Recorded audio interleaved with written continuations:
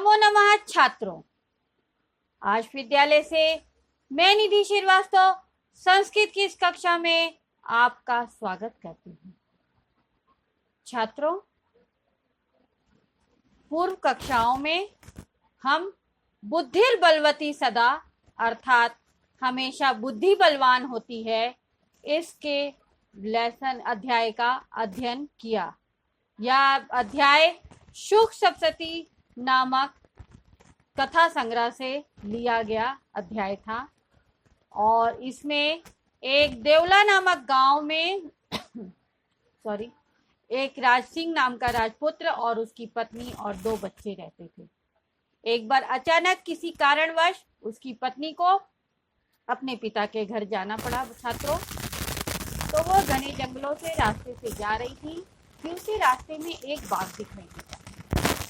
छात्रों, वो बाघ को देखकर डरती नहीं है, घबराती नहीं है, परेशान भी नहीं होती है, बल्कि तुरंत एक उसके दिमाग में बुद्धि सूझती है और वह अपने बच्चों को थप्पड़ मारकर बोलती है कि क्यों आपस में लड़ रहे हो, ये एक ही बाघ है, तुम दोनों मिल बांट कर खा लो। ये एक ही बाघ है, तुम दोनों मिल बांट कर खा लो। छात्रों, और दूसरा जब आएगा तब मैं देखूंगी उसको, अभी तुम लोग लड़ो नहीं, झगड़ा नहीं करो। तो बाघ ये सुनकर डर जाता है और सोचता है कि ये कोई बाघ मारी है, इसलिए यहाँ से भाग चलो वरना अपनी जान को खतरा है, और वो भाग जाता है। उसे भागते हुए देखकर एक सियार जो कि बहुत चालाक होता है छात्रों, वो वहां खड़ा था। वो उसको भागते हुए देखकर हंसता है उस पर और बोलता है कि मनुष्य से डरकर भाग रहे हो, आप तो बाघ हो। परंतु फिर भी वो डरकर भागता है और उसको भी कहता है कि तुम भी कहीं गूढ़ प्रदेश में चले जाओ छात्रों और तुम भी छुप जाओ। परंतु फिर दोनों बातें करते हैं और वो उसको सांत्वना देता है कि चलो मैं भी देखता हूँ तुम्हारे साथ में, और चलकर उसको मारते हैं, कौन है बाघ मारी। तो बाघ घबराया हुआ इतना रहता है कि वो कहता है नहीं, मैं नहीं जाऊंगा, कहीं तुमने शर्त तो रख दी है परंतु तुम भाग गए। तो उसको देखकर तो वो कहता है ठीक है, आप मुझे अपने गले से बांधकर लेकर चलिए, और वह उसको गले से बांधकर लेकर जाता है उसको। अब यहाँ पर बुद्धिमती उसको दूर से ही देख लेती है कि बाघ फिर से वापस सियार के साथ आ रहा है, यानी कोई बात है। तो वो तुरंत उसके दिमाग में एक उक्ति फिर से सूझती है और वो सियार को ही वापस डांटती है और उसके ऊपर इल्जाम लगाती है कि अरे तुमने तो मुझे पहले 3 बाघ ला कर दिए हैं, अभी एक ही लाकर जा रहे हो, कहाँ जा रहे हो बताओ। उसको ऐसा डांटती है तो सियार भी घबरा जाता है और कहता है ये तो उसके ऊपर ही इल्जाम लग गया, और वो यह सोचकर वो ऐसा बोलते हुए वो वहां से स्त्री भाग जाती है। और उसके भागते ही इधर सियार और वो दोनों भी, बाघ और सियार भी भाग जाते हैं। तो इसलिए कहा गया है छात्रों कि हमेशा सब कार्यों में बुद्धि ही बलवान होती है, बाकी कुछ नहीं। बुद्धि का हमें हमेशा सही समय पर सदुपयोग करना चाहिए, तो वो बहुत शक्तिशाली होती है। कभी भी हमको मुसीबत में घबराना नहीं चाहिए, उस समय हमें बल्कि डट कर उस मुसीबत का सामना अपनी नई बुद्धि से करना चाहिए। ठीक है छात्रों, तो आपको ये अध्याय अच्छी तरह समझ में आ गया होगा। आइए आज हम इसके अगले भाग में देखते हैं अभ्यासमाला। तो छात्रों, क्लास 10 संस्कृत द्वितीय पाठा बुद्धिर बलवती सदा का 8वां भाग है। अभ्यासमाला भाग 1। पहला प्रश्न है, देखिए छात्रों ध्यान से। अधोलिखिता नाम प्रश्नानाम उत्तराणि संस्कृत भाषया लिखत। पहला क्वेश्चन देखिए, अधोलिखित, ये तो समझ में आ गया होगा, अभी आप इतना करने लगे क्वेश्चन तो आपको समझ में आ गया होगा कि नीचे लिखे हुए प्रश्नों के उत्तर संस्कृत भाषा में लिखने हैं ना। पहला क्वेश्चन देखिए, बुद्धिमती केन उपेता पितुर्गृहम पति चालिता।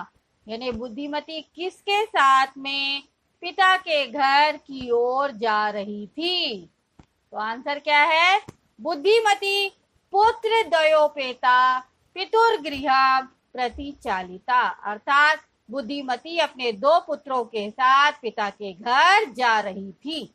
नाउ नेक्स्ट वन, व्याघ्र किम विचार्यम पलायिता, व्याघ्र क्या सोचकर भाग गया? तो उत्तर है इयम काचित व्याघ्र मारी थी विचार्यम व्याघ्र पलायिता, अर्थात छात्रों वह कह रहा है कि यह कोई बाघ मारी है, ऐसा सोचकर बाघ वहां से भाग गया।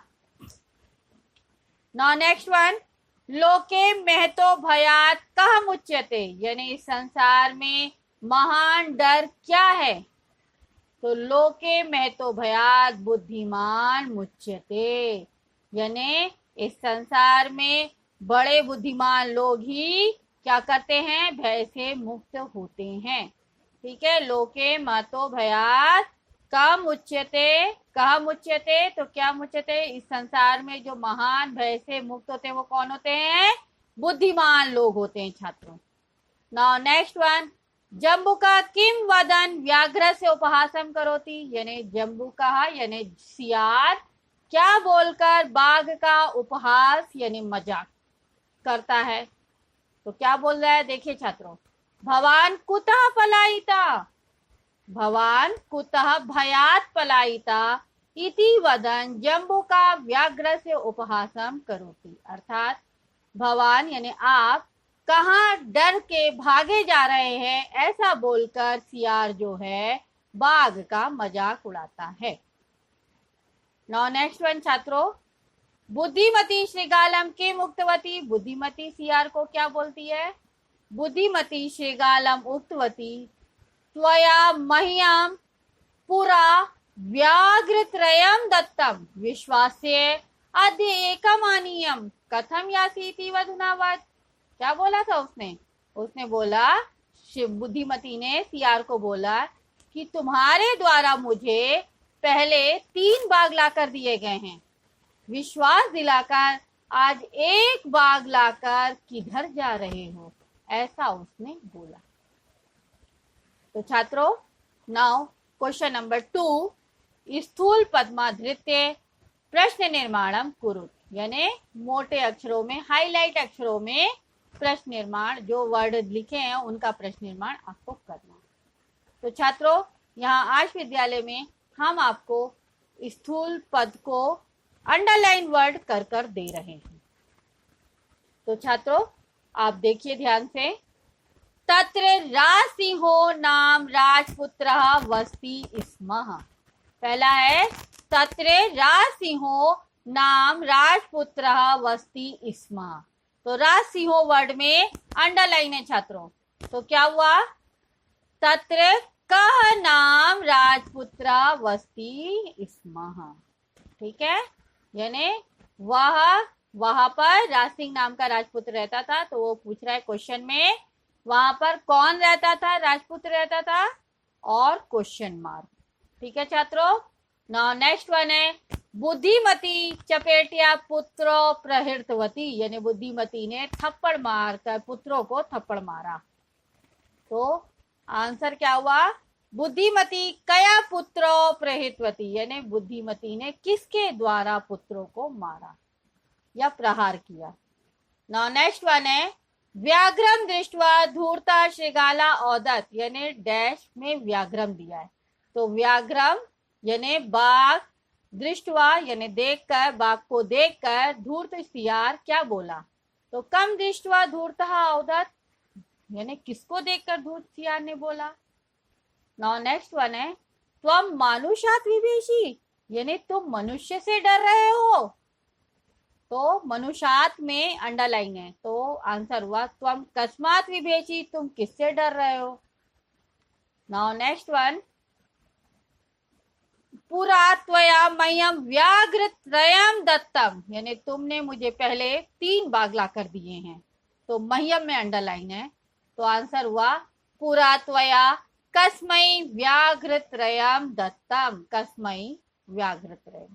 ठीक है, तो पुराने समय में तुमने मुझे क्या किया था, 3 भाग ला कर दिए थे।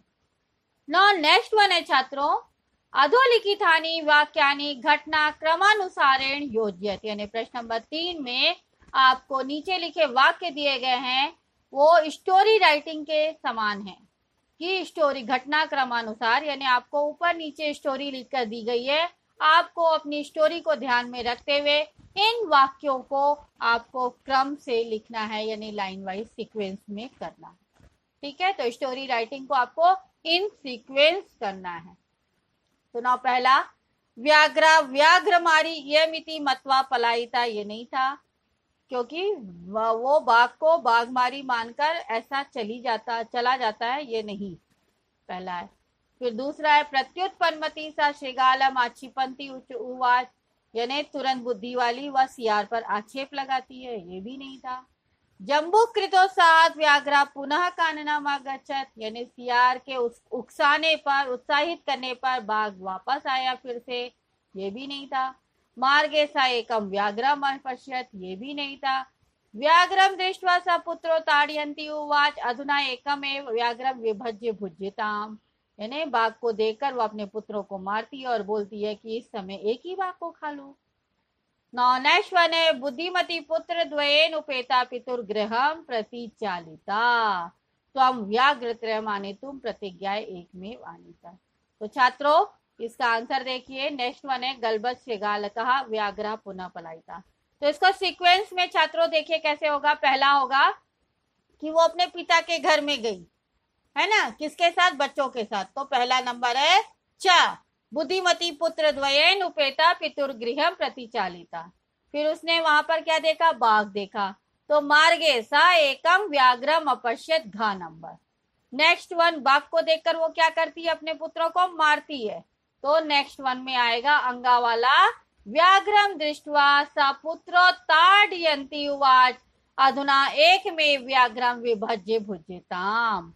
नाउ नेक्स्ट वन है छात्रों, फिर उसके बाद क्या होता है, उसको देखकर जब वो मारती है और सुनते हैं कि वो बाघ मारी है, तो व्याघ्र ऐसा सुनकर भाग जाता है। तो व्याघ्र मारी ये मिति मत्वा पलायिता, यानी वहां से चला जाता है।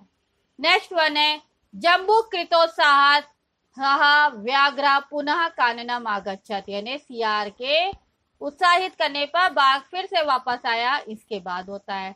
नेक्स्ट वन है, प्रत्युत्पन्नमति सह श्रृगालम आक्षिपन्ति उवाच, यानी उस पर आरोप लगाती है सियार पर। फिर नेक्स्ट वन है, त्वं व्याघ्रत्रयम् आनेतुं प्रतिज्ञाय एकमेव आनीतवान, यानी उसको बोलती है कि तुम 3 बाघ ला कर दिए थे पहले, अभी तो प्रतिज्ञा करके अभी एक ही लाए हो। नाउ नेक्स्ट वन, गलबद श्रृगाल का व्याघ्र पुनः पलायिता, यानी गले में बंधा हुआ सियार और बाघ वापस चले जाते हैं, ऐसा उसने बताया। ठीक है छात्रों, तो ये अभ्यास माला भाग 1 यहाँ पर समाप्त होता है। आज आपने छात्रों बुद्धिर्बलवती सदा के अभ्यास माला भाग 1 को पढ़ा। उसमें आपने तीन तरह के या 3 प्रकार के क्वेश्चन पढ़े। पहला था अधोलिखित प्रश्नानाम उत्तराणि संस्कृत भाषा, यानी संस्कृत भाषा में आपको उत्तर लिखने थे। दूसरे में आपको स्थूल अक्षरों का प्रश्न निर्माण करना था। और next one, story writing in sequence, यानी घटनाक्रमानुसार आपको स्टोरी लिखनी थी। तो छात्रों आपको यह अभ्यास माला अच्छी तरह समझ में आ गई होगी। अगर आपको कोई भी डाउट है तो आप आश विद्यालय के ऐप्स को लाइक करके क्वेरी में जाकर अपना डाउट पूछ सकते हैं। मैं आपका जवाब जल्द से जल्द दूंगी। तब तक के लिए धन्यवाद छात्रों। नमो नमः।